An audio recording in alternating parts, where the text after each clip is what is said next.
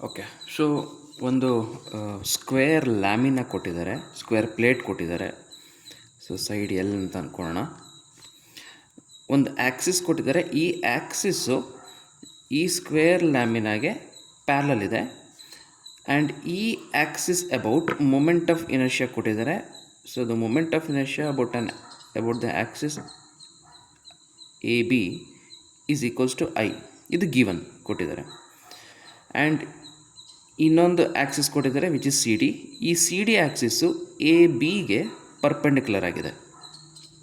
ನಮಗೆ ಕೇಳ್ತಿರೋ ಕ್ವಶನ್ ಏನಂತಂದರೆ, ದಿರ್ ಈಸ್ ಅನದರ್ ಆ್ಯಕ್ಸಿಸ್, ಇನ್ನೊಂದು ಆ್ಯಕ್ಸಿಸ್ ಇದೆ ಇ ಎಫ್.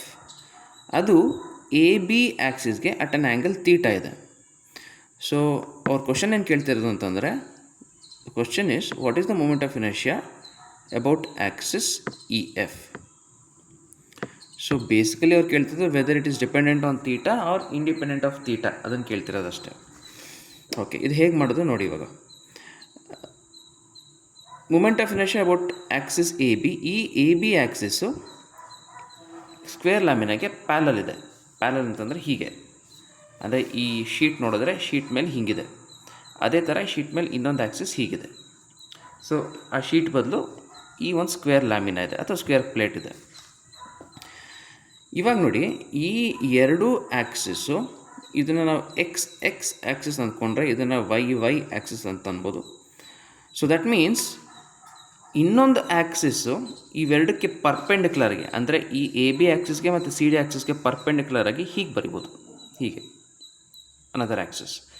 ಈ ಆ್ಯಕ್ಸಿಸ್ಸು ಎಕ್ಸ್ ಆ್ಯಕ್ಸಿಸ್ಗೆ ವೈ ಆ್ಯಕ್ಸಿಸ್ಗೆ ಪ್ಯಾರಲಲ್ ಆಗಿದೆ, ಪರ್ಪೆಂಡಿಕ್ಯುಲರ್ ಆಗಿದೆ. ಎಕ್ಸ್ ಆ್ಯಕ್ಸಿಸ್ ವೈ ಆ್ಯಕ್ಸಿಸ್ಗೆ ಪರ್ಪೆಂಡಿಕ್ಯುಲರ್ ಆಗಿದೆ. ಸೊ ನಾವು ಪರ್ಪೆಂಡಿಕ್ಯುಲರ್ ಆ್ಯಕ್ಸಿಸ್ ಥಿಯರಮ್ ಯೂಸ್ ಮಾಡ್ಬೋದು. ಸೊ ಈ ಪರ್ಪೆಂಡಿಕ್ಯುಲರ್ ಆ್ಯಕ್ಸಿಸ್ ನಾವು ಝೆಡ್ ಅಂತ ಕರೆಯೋಣ. ಸೊ ದಟ್ ಮೀನ್ಸ್ ಏನಂತ ಬರೀಬೋದು, I Z is equals to I X plus I Y. So I X ಅಂತಂದರೆ ಐ ಎ ಬಿ, ಮತ್ತು ಐ ವೈ ಅಂತಂದರೆ will write I C D. ಈ ಸ್ಕ್ವೇರ್ ಲ್ಯಾಮಿನ ಸಿಮೆಟ್ರಿಕ್ ಆಗಿರೋದ್ರಿಂದ ಇದರ ಎಷ್ಟು moment of inertia about this axis ಎಷ್ಟು moment of inertia ಇರುತ್ತೋ ಅಷ್ಟೇ moment of inertia about this axis ಇರುತ್ತೆ. Because about A B symmetric ಇದೆ, ನೀವು ನೋಡ್ಬೋದು, ಎರಡು ಸೈಡ್ ಸೇಮ್ ಇದೆ. ಮತ್ತು ಅಬೌಟ್ ಸಿ ಡಿ ಈ ಎರಡು ಸೈಡು ಸೇಮ್ ಇದೆ.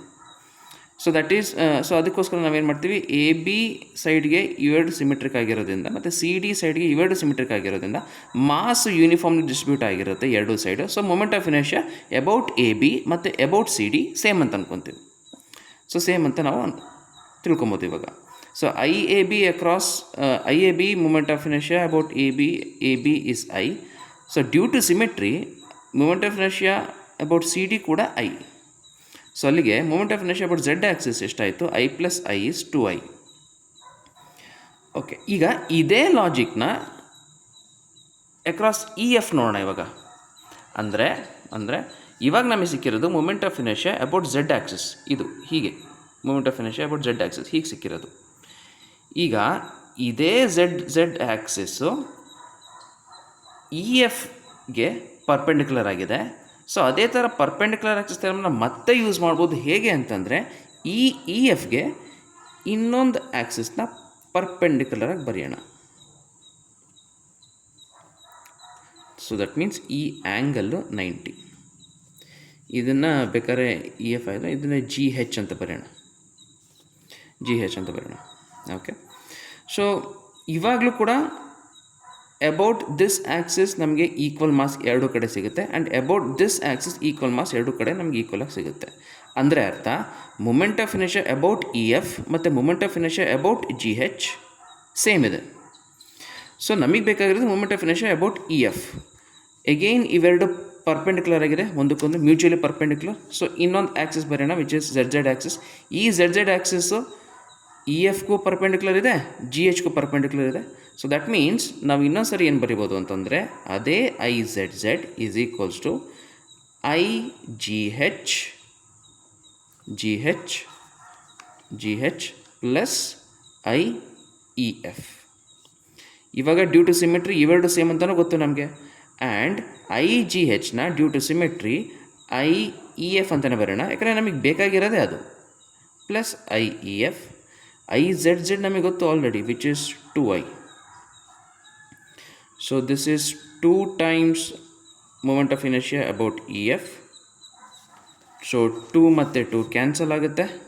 The moment of inertia about E F is equals to I. So important result ಬಂದಿದ್ದು ಏನು ಅಂತಂದರೆ, it is independent of theta ಜೊತೆ ಇಂಡಿಪೆಂಡೆಂಟ್ ಆಗಿದೆ. So it is not depending on angle. ಅಂದರೆ ಅರ್ಥ ಇವಾಗ ಯಾವ್ದಾರೋ ಇನ್ನೊಂದು ಆ್ಯಕ್ಸಿಸ್ ಬರೆಯೋಣ ಅಂತ ಅಂದ್ಕೊಳ್ಳೋಣ. ಇವಾಗ ಇನ್ನೊಂದು ಆ್ಯಕ್ಸಿಸ್ಸು, ಓಕೆ, ಇದಕ್ಕೆ ತಕ್ಕಂಗೆ ಇನ್ನೊಂದು ಆ್ಯಕ್ಸಿಸ್ ನಾವಿಲ್ಲಿ ಪರ್ಪೆಂಡಿಕ್ಯುಲರಾಗಿ ಬರಿಬೋದು. So again moment of inertia about this axis, ಹೊಸ ಆ್ಯಕ್ಸಿಸ್ ಕೂಡ ಎಷ್ಟಾಗಿರುತ್ತೆ, ಐನೇ ಆಗಿರುತ್ತೆ. ಓಕೆ.